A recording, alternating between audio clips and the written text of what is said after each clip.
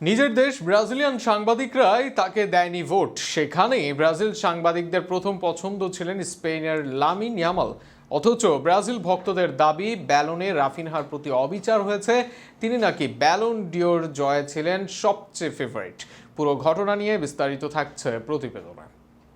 গত বছর থেকেই ব্যালন ডিওরকে ঘিরে নানা অভিযোগ ব্রাজিলিয়ান ভক্তদের, বিশেষ করে ভিনিসিয়াস জুনিয়র না পাওয়ার পর এই পুরস্কারকে নানা অপবাদ দেয় তারা। এই বছরও তাদের তারকা রাফিনহা দিয়াসের ব্যালনে পঞ্চম হওয়া নিয়ে সমালোচনা ও প্রতিবাদ শোনা গিয়েছে তাদের মুখে।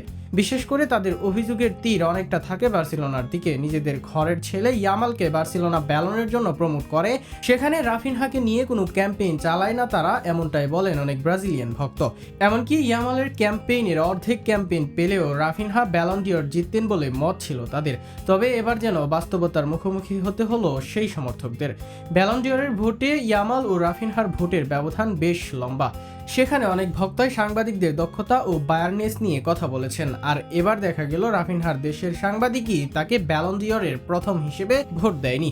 এমনকি সেখানে বিজয়ী ডেমবেলে নয়, বরং ইয়ামালকেই ভোট দেন তিনি। বিশ্বের ফুটবল র্যাঙ্কিংয়ে থাকা শীর্ষ 100 দেশের সাংবাদিকরা ভোটের মাধ্যমে নির্ধারণ করেন ব্যালন ডিওর জয়ীর নাম।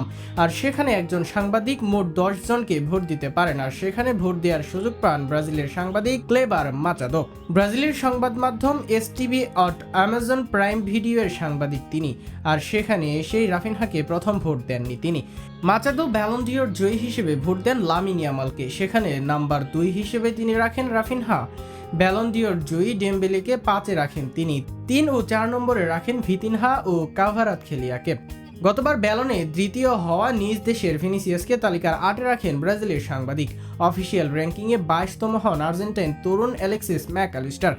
তবে সেখানে ব্রাজিলিয়ান সাংবাদিক তাকে রাখেন সেরা 10-এ। তালিকার 9-এ কোল পালমারকে রেখে 10-এ ম্যাকঅ্যালিস্টারকে রাখেন মাচাদো।